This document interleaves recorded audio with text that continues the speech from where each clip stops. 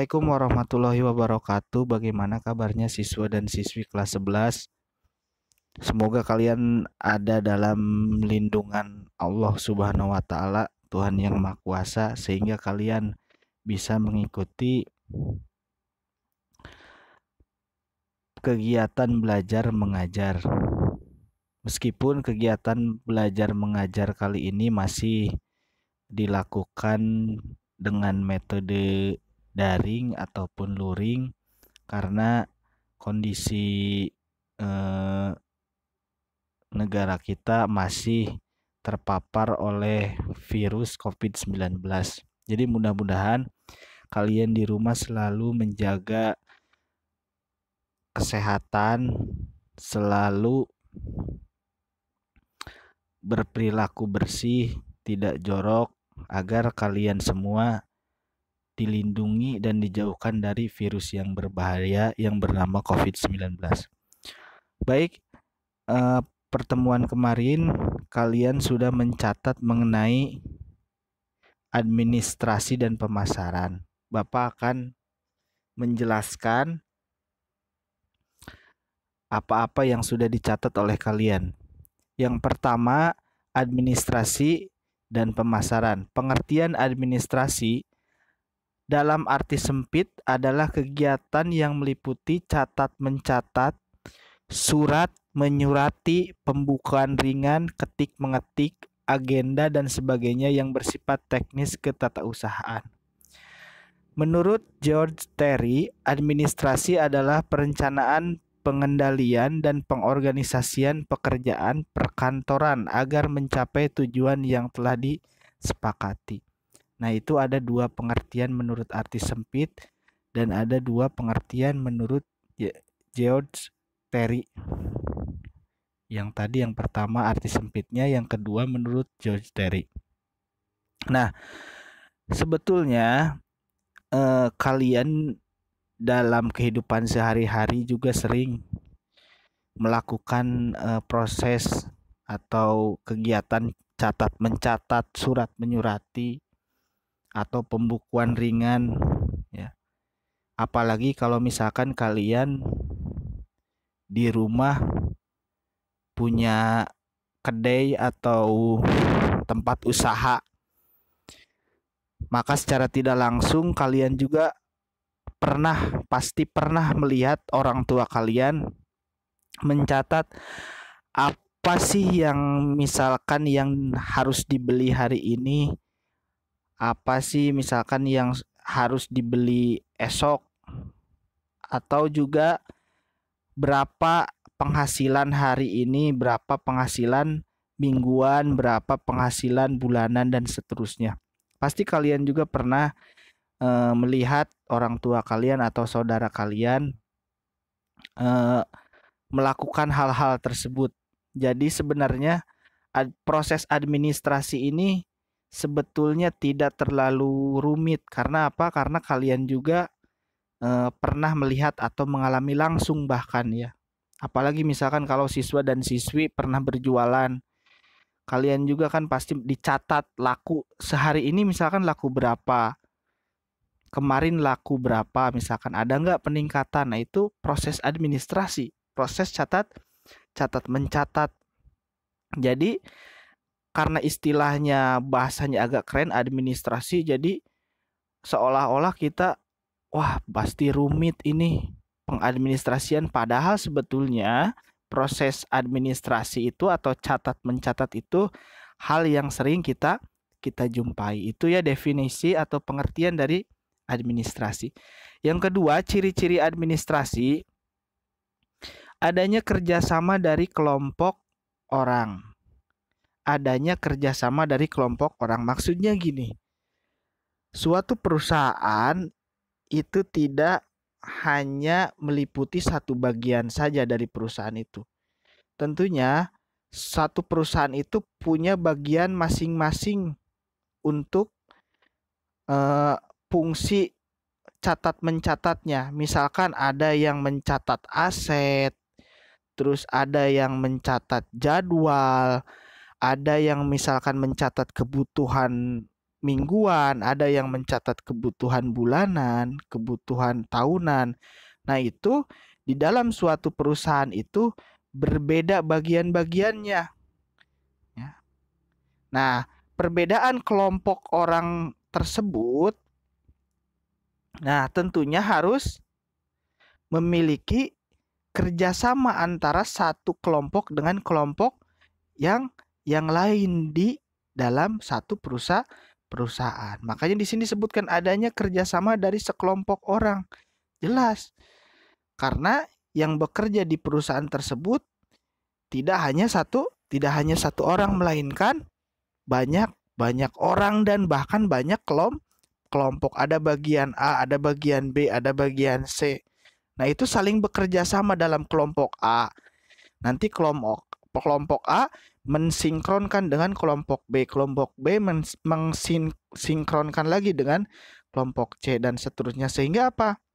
Sehingga poin yang kedua, adanya tujuan yang harus dicapai. Ada tujuan yang harus dicapai antara kelompok tadi. Ya. Ada tujuan yang harus dicapai dari masing-masing kelompok tadi, dan tujuannya itu sama. Ya, karena apa? Karena kelompok-kelompok tadi ada di dalam satu perusahaan. Nah, itu. Yang ketiga, poin yang ketiga, adanya proses kegiatan usaha. Jelas ya. Ketika ada proses kegiatan usaha, maka proses administrasi pun akan berlangsung. Proses kegiatan usaha itu maksudnya apa? Ada misalkan keluar masuk barang. Kita memproduksi barang, terus kita menjual barang, sehingga ada catatannya, dicatat. Ya, barang yang keluar berapa, terus barang yang tidak laku berapa, sisa berapa, nanti dicatat. Itu adanya proses kegiatan usaha. Yang namanya kegiatan usaha itu adalah kegiatan jual beli, ya. Jual beli produk atau jasa. Poin yang keempat, adanya aspek bimbingan, kepemimpinan, dan pengawasan. Adanya aspek bimbingan, kepemimpinan, dan pengawasan. Nah, karena di dalam suatu perusahaan itu banyak bagian-bagiannya tadi, nah otomatis di dalam suatu kelompok tadi ada pembimbingnya dan ada pemimpinnya. Misalkan tadi kelompok A. Kelompok A itu pasti punya pembimbing. Fungsinya apa? Untuk membimbing supaya fungsi dari kelompok A tidak keluar dari jalur sesuai tugas dan fungsinya, atau tupoksi, tugas dan fungsinya, itu intinya. Nah, ada kepemimpinan. Jadi kenapa harus ada kepemimpinan dalam satu kelompok di perusahaan? Karena fungsinya untuk apa? Untuk mengkompakkan, ya, untuk mengkompakkan dari setiap anggota di dalam kelompok tersebut, untuk membentuk orang-orang yang berbeda menjadi satu ideologi, satu pemimpin. Makanya harus ada pemimpin, ya, harus ada yang memimpin. Supaya apa? Supaya perbedaan pendapat di dalam satu kelompok itu bisa diambil garis tengahnya oleh pemimpin. Karena kalau misalkan dari suatu kelompok dalam perusahaan tidak ada pemimpinnya, maka tidak ada yang mengambil keputusan. Meskipun di dalam kelompok tersebut orang-orangnya pintar, maka tidak akan berjalan dengan lancar. Karena apa? Karena orang-orang tersebut pasti mementingkan ego masing-masing. Tidak ada yang berani mengambil keputusan. Oleh karena itu harus ada pemimpin. Selanjutnya ada pengawasan. Nah, pihak pengawasan ini biasanya adanya dari pihak perusahaan tersebut, atau dari orang yang mempunyai modal ya, modal atau saham. Orang yang mempunyai modal atau saham. Karena apa? Karena proses pengawasan ini berfungsi untuk mengawasi kegiatan usaha dari suatu perusahaan tersebut agar sesuai dengan visi misi dari perusahaan dan tujuan perusahaan tersebut itu. Supaya tidak seenaknya, maka ada pengawas. Nah, itu ya. Yang selanjutnya unsur-unsur administrasi. Nah, ada ternyata unsur-unsur administrasi. Di antaranya organisasi. Nah, organisasi itu termasuk ke dalam unsur-unsur administrasi. Apa itu organisasi? Organisasi tempat di mana kegiatan administrasi dilakukan. Dalam bisnis, orang-orang di dalamnya akan dihimpun menjadi sebuah wadah. Nah, jadi di dalam suatu perusahaan ada, sering kita melihat misalkan kalau misalkan jangankan di perusahaan, di sekolah aja ada struktur organisasi. Jadi ada organisasi, ada bagian-bagiannya ya. Ada bagian kurikulum, ada bagian kesiswaan, ada bagian yang lainnya banyak ya. Apalagi dalam suatu perusahaan pasti ada organisasi, ada bagian aset, ada di bagian produksi, ada bagian promosi, pemasaran dan seterusnya. Ada organisasi atau bagian-bagian. Yang selanjutnya manajemen. Alat utama pelaksana administrasi. Ada pengatur, penggerak, manajer dan tenaga operasional ya. Jadi di dalam manajemen itu, di dalam manajemen suatu perusahaan ada yang namanya alat utama pelaksanaan administrasi. Ada pengatur, ada penggerak, ada manajer dan tenaga operasional. Makanya sering kita mendengar istilah-istilah, ada manajer, terus ada kepala bagian, ada tenaga operasional, terus ada apa lagi? Ada HRD, ada dan lain seterusnya, banyak pokoknya bagian-bagiannya. Yang penting kalian harus memahami dalam struktur organisasi itu tentunya diisi oleh alat pelaksana administrasi tadi. Jadi ada manajer, ada pengatur, penggerak, ada tenaga operasional dan lain seterusnya itu. Yang ketiga, komunikasi. Unsur yang ketiga dari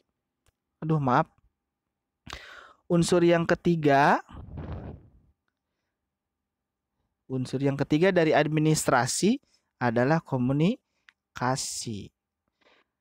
Nah, maksud dari komunikasi ini jelas ya, bahwa dalam pembentukan administrasi itu harus ada komunikasi dari satu bagian kepada bagian yang lain di dalam suatu perusahaan. Jadi ada pola komunikasi antara departemen atau bagian di dalam suatu perusahaan.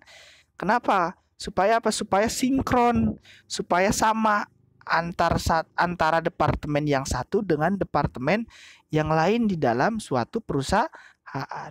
Departemen itu apa sih? Departemen itu simpelnya bagian lah. Ada bagian-bagian kelompok, ada bagian-bagian tugas di dalam suatu perusahaan yang harus berkomunikasi. Supaya apa?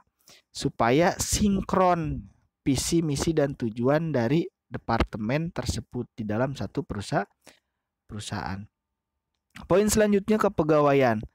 Berkaitan dengan penggunaan tenaga kerja dalam administrasi ada proses saling berhubungan, yaitu penerimaan, penempatan, pendayagunaan, dan pemberhentian kerja. Maksudnya apa? Maksudnya seperti ini.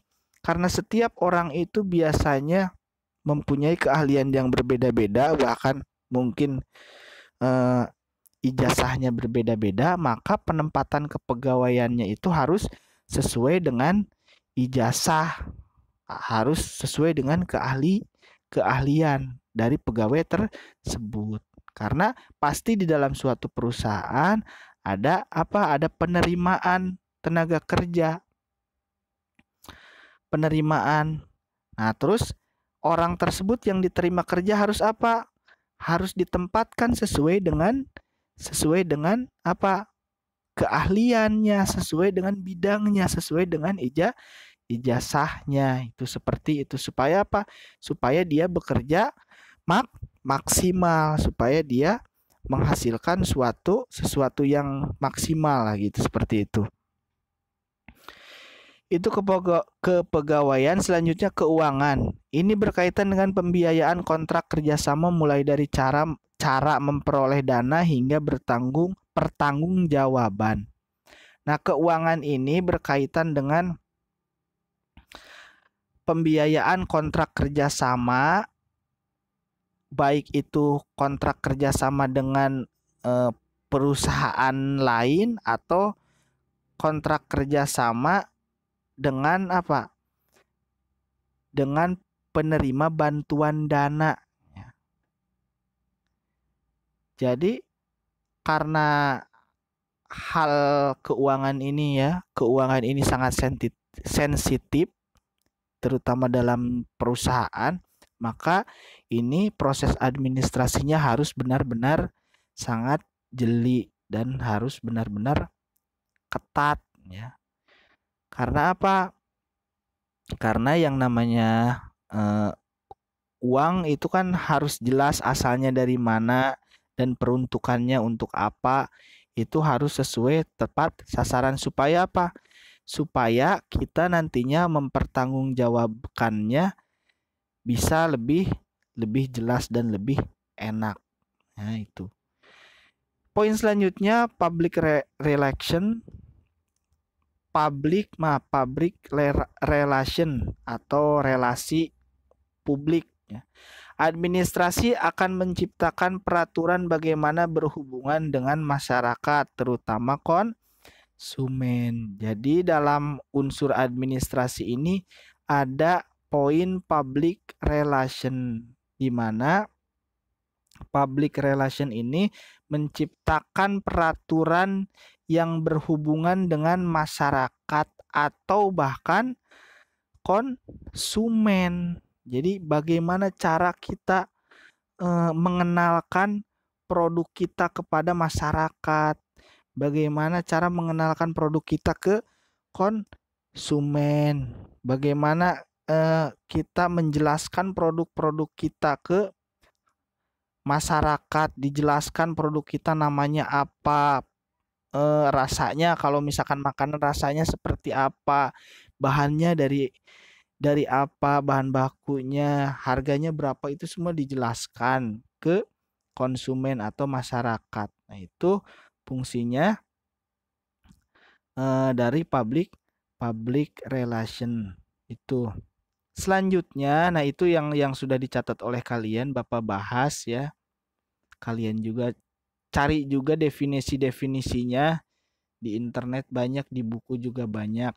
Jadi jangan terpaku oleh penjelasan dari Bapak, karena sekarang kan zamannya sudah canggih, sudah era digital, kalian bisa cari di internet sehingga kalian juga bertambah wawasannya.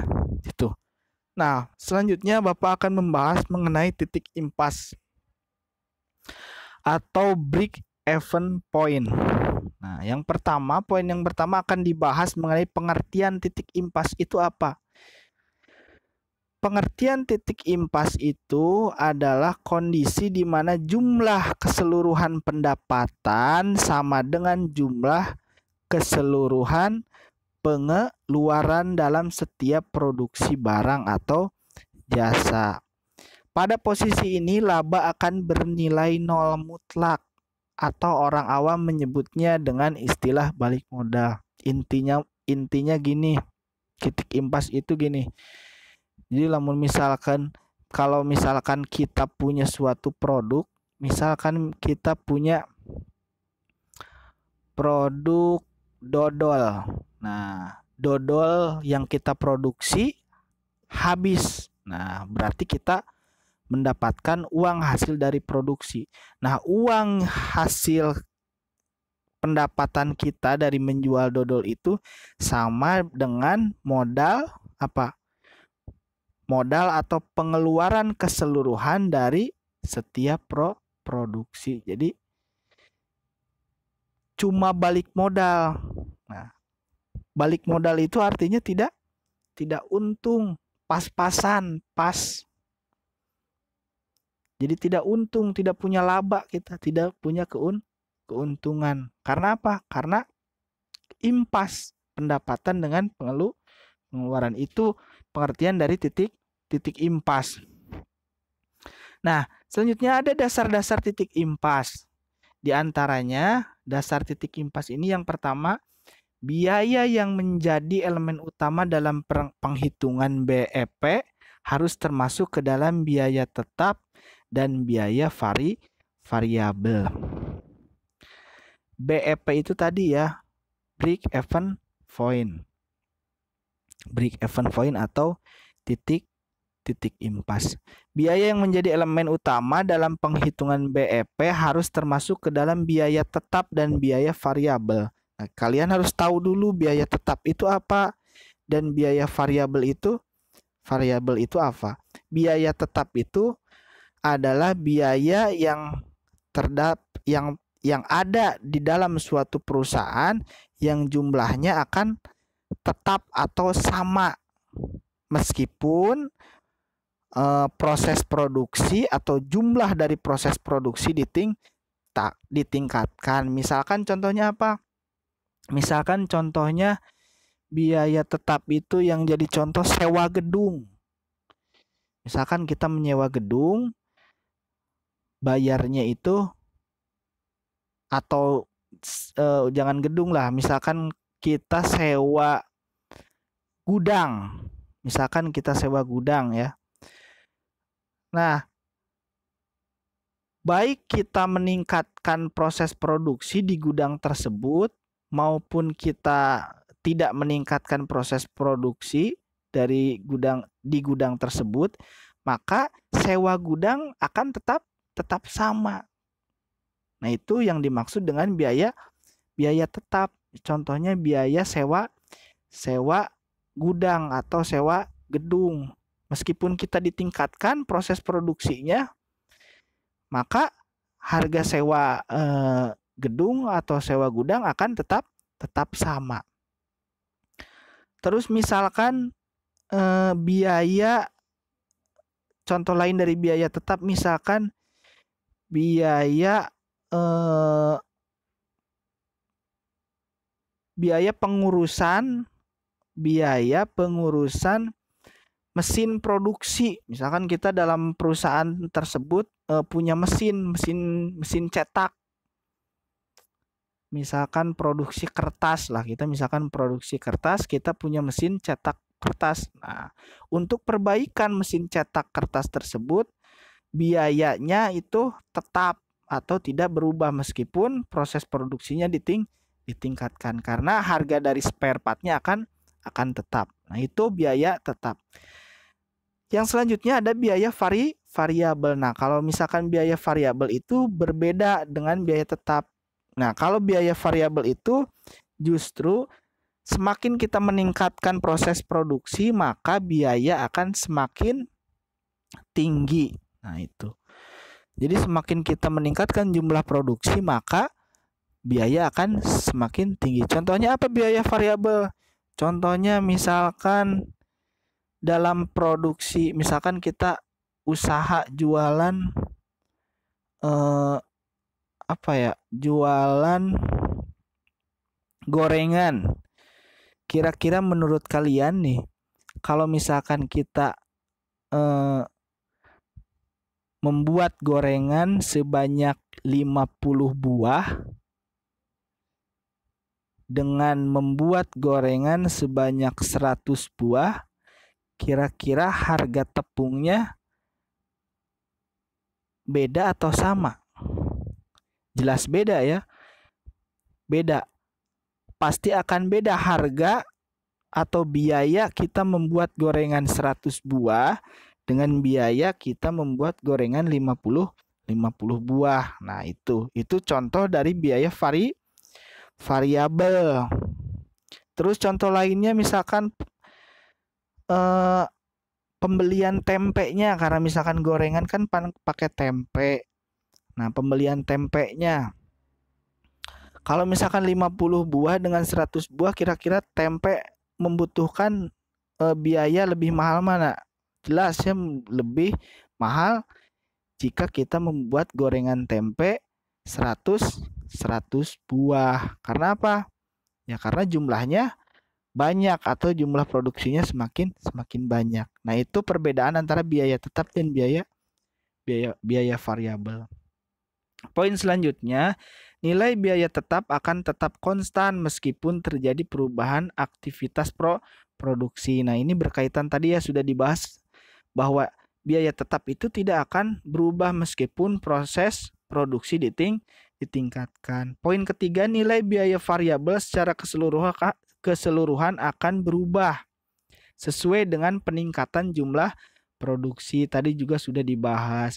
Jika kita membuat gorengan 50 buah, itu akan berbeda dengan membuat gorengan 100 buah karena ada peningkatan jumlah produksi dari 50 ke 100, otomatis biaya variabelnya akan meningkat. Itu. Poin yang keempat, selama periode analisis adalah harga jual per unit tetap, sehingga selama waktu tersebut tidak ada perubahan harga jual dari perusahaan. Jadi gini, dalam proses penjualan,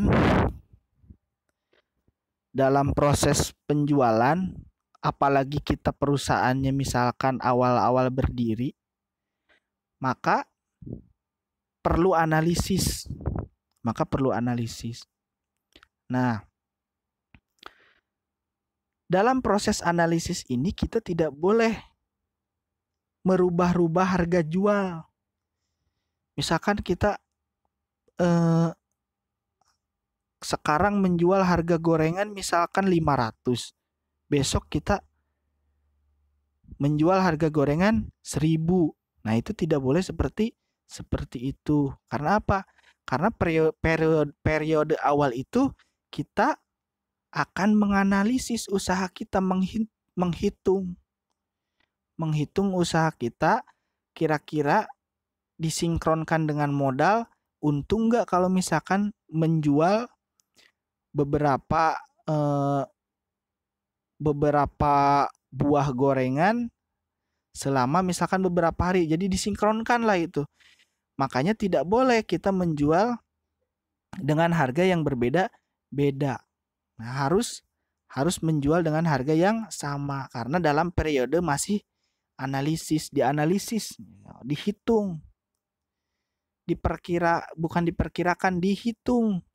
Benar-benar itu pengeluaran berapa, kira-kira kita harus menjual gorengan tersebut harganya berapa. Nah, itu setelah dijual habis gorengannya, kita kumpulkan uangnya, dihitung kembali. Oh, hasil pendapatan dari menjual gorengan misalkan semuanya habis 50 buah, 1000-an dijualnya misalkan. Nah, pasti pendapatannya kan kalau 50 buah berarti 50.000. Nah, modalnya misalkan ada nggak 50.000 modalnya atau di bawah 50.000, berarti nanti tinggal sisa labanya.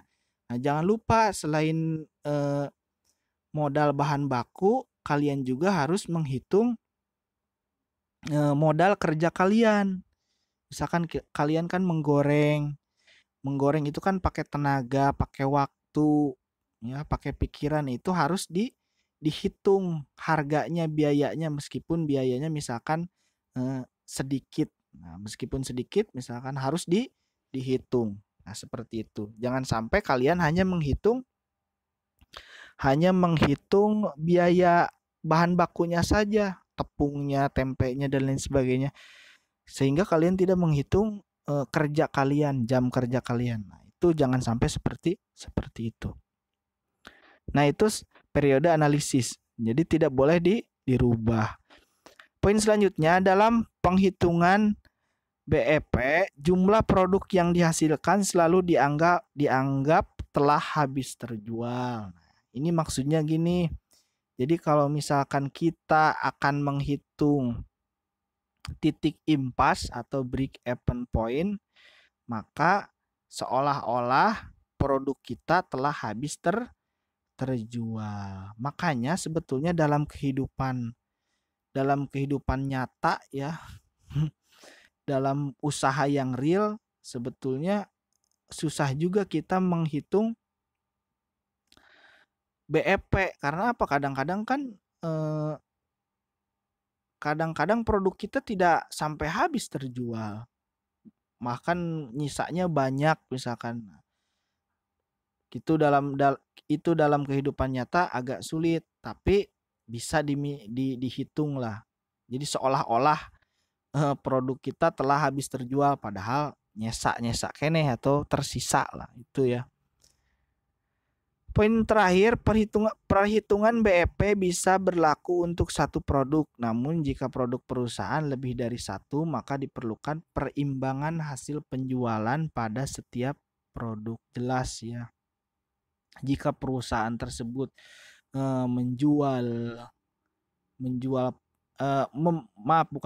menciptakan produknya lebih dari satu, maka harus disesuaikan, harus dilakukan perimbangan hasil penjualan karena kan kadang-kadang satu produk keuntungannya dengan produk yang lain berbeda. Yang produk A misalkan keuntungannya 100 perak, yang produk B misalkan keuntungannya 50 perak. Nah, itu maka harus ada penyesuaian dari perhitungan tersebut.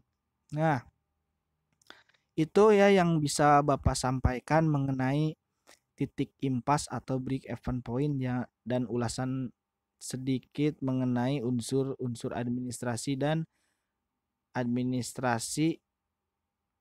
pengertian administrasi. Mudah-mudahan kalian di rumah juga terus membaca, terus menggali